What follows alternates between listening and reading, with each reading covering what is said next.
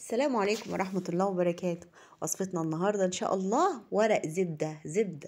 لا، مش ورق الزبدة اللي هو بتاع المطبخ، لا احنا بتكلم عن ورق اللفت اللي معايا ده. اللفت طبعا كلنا عارفينه، اللي هو بناخد الراس بتاعته ديت بنخللها. طب والورق؟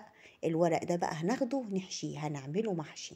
طبعا في ناس كتير عارفة ان ورق اللفت بنتعمل محشي، وفي ناس ما تعرفش، اول مرة تعرفه. كلامي ده بالنسبة للناس اللي أول مرة تعرف إن ورق اللفت إحنا بناخده نحشيه يتعمل محشي. بيبقى محشي بمعنى كلمة كده زبدة. يعني بتبقى طعمه جميل جدا جدا جدا. نصيحة اللي لسه ما جربش إن هو يحشي ورق اللفت، يجيب اللفت ويحشي. هيجيب الورق اللي هو اللفت، اللي هي الورقة الكبيرة زي ما انتوا شايفين كده. الورقة دي بتعمل لي يعني كم محشية كده. طيب، والراس بتاعته هنعمل فيها ايه؟ هناخدها نخللها. طب والعنق بتاعتها ديت لا برضو مش هنرميها، يعني انت لو عندك طيور هتحطها للطيور، يعني مفيش حاجة هتترمى. الراس هناخدها نعملها مخلل، والورق هنحشيه، والعنق هنرميها ايه؟ للطيور. طب انا دلوقتي بقطع معاكم، جبت ربطتين لفت. اللفت ما هوش غالي، الربطه ب5 جنيه، يعني الربطتين دول ب10 جنيه. هيعملوا لي حله محشي معتبره وبرطمان مخلل زي الفل، هتشوفوه معايا دلوقتي. طبعا دلوقتي انا بقطع معاكم يعني شفتي ما بتيجي تقطفي الملوخيه كده، ادينا بقطع معاكم الورق اللي هتنفع تتحشى. طبعا اللي هي الورقه الصفراء ما بنقطعهاش لان ما بتتحشيش.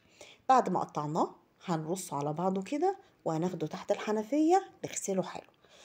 انا جيت بعد كده سخنت شويه ميه غليتهم. انا صورت معاكم الحته ديت، بس التليفون للاسف اللي هي مساحه التخزين بتاعته خلصت، فما صورش معاكم الحته دي. فما فضيت شويه بقى من مساحه التخزين عشان اصور لكم.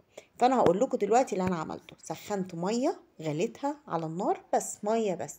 وقمت جايبه شويه من اللفت كده، زي ما كام ورقه زي اللي انا ماسكاهم كده، حطيتهم في قلب الميه يا دوبك كده بيتبلوا في قلب المية، وتقومي قلباهم على الجهة التانية يا دوبك يطروا، مفيش دقيقة.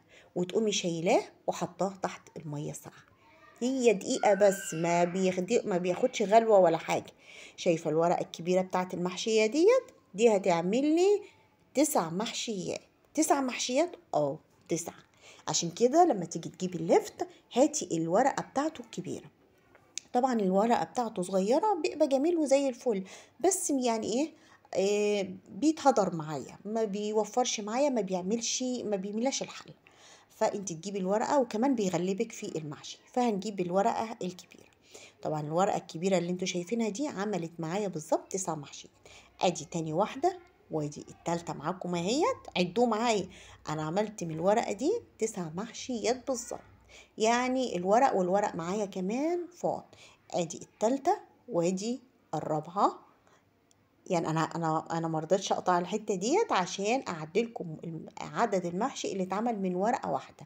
ودي الخمسه، عدوا انتوا بقى. تعرفوا تعدوا اكيد، عدوا انتوا بقى معايا كده.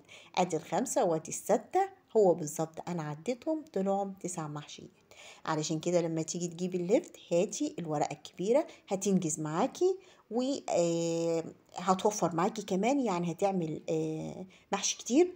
لكن الورقة الصغيرة يا دوبك بتتهرى، عما بتطلعها من المية كده بتلاقيها اتهرت، و بتغلبك في المحشي شوية. هي بتبقى جميلة، بس بتغلب في المحشي شوية. دي آخر واحدة معايا هيت. هو بالظبط طلعوا 9 محشيات. مانيش عارفة بقى الكاميرا جبتهم ولا أنا قصتهم في المونتاج. المهم هم بالظبط ال9 محشيات من الورقة الكبيرة اللي انتوا شايفينها دي. ودي آخر واحدة. شايفين بيلمع لوحده ازاي من غير أي حاجة؟ يا دوبك والله انا سلقته في ميه بس، لا حطيت ملح ولا زيت ولا اي حاجه.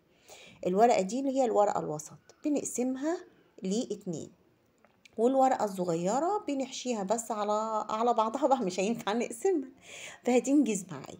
يبقى بعد ما قطفنا ورق اللفت، خدناها رصناه على بعضه وغسلناه. اهم حاجه نغسله كويس تحت الميه، وبعد كده في ميه مغليه نقوم حاطينه، ويا دوبك يلمس المية بس كده، يتنقع يغطس كله في قلب المية. نقوم قلبينه على الجهة التانية عشان لو في ورقة ما طلتهاش المية، ونقوم شايلينه على طول حاطينه تحت الحنفية علشان يوقف اللي هو السلق بتاعه ما يتهرش.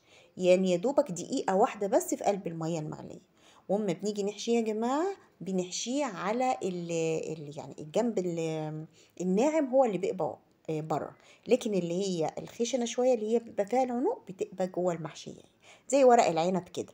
بنحشي اللي هي جنب الناعم بره والتاني جوه. شايفين عملت المحشي خلصته في ثواني ازاي؟ بعد كده حشيت كده كام قرن فلفل معايا. اي محشي نصيحة مني، اي محشي بتحشيه حطي معاه كام قرن فلفل، بيغير التيست بتاعه خالص، بيديله طعم جميل. الفلفل بيدي لاي محشي طعم جميل. انا حشيت الحله اللي انتوا شفتوها دي، واتبقى معايا كمان شويه الورق دول، هحطهم في كيس وهحطهم في الفريزر لما اجي استخدمهم في اي وقت تاني. وحطيت القعد بتاعه اللي هي الشوربه سخنه، او ما عندكيش شوربه طبعا القعد زي قعد المحشي، يعني دوبك السطر الاولاني كده باين منه حاجات. ما عندكيش شوربه هتجيبي هتغلي ميه وتحطي فيها مرقه وملح وتظبطي. تمام. هنيجي بقى للراس بتاع اللفت. احنا شلنا اللي هي الجذور، قطعنا اللي هي الجذور كده الحته اللي تحت بس كده، طبعا برضو ما تصورتش. وبعد كده قطعته غسلته حلو وقطعته، ما شلتش القشره بتاعته. شايفين القشره بتاعته خلت الميه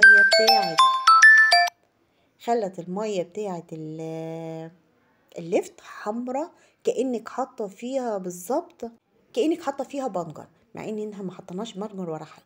بعد ما غسلته حلو قطعته وخرطته باللي هي المبشرة ديت اللي هي بتديله المنظر اللي هو المزجزج اللي انتوا شايفينه ده. انا حطيته كان عندي مية مخلل قبل كده، يعني مخلل برطمان مخلل.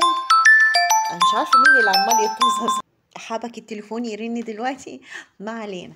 المهم كنت بقول لكم ان انا بعد ما قطعت اللفت وقطعته بالمنظر ده، حطيته بقى في قلب الشرش بتاعه المخلل. يعني الشرشه دي كانت موجوده عندي كان فيها مخلل وخلص، قمت حطاه اللفت فيها على طول.